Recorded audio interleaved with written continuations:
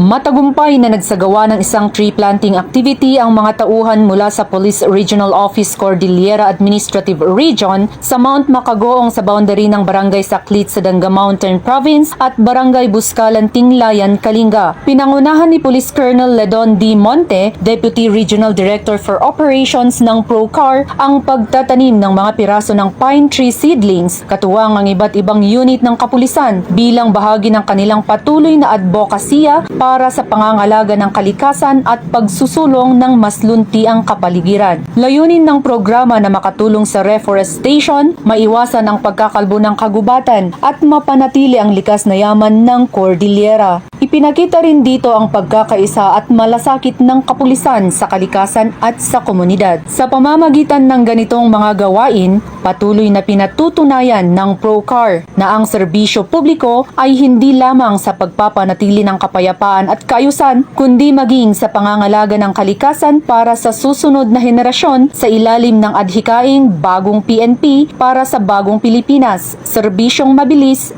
tapat at nararamdaman. Mula dito sa rehiyon ng Cordillera, ako ang inyong PNN correspondent, Patrolwoman Lizelle Digman, alagad ng batas, tagataguyod ng Balitang Pulis.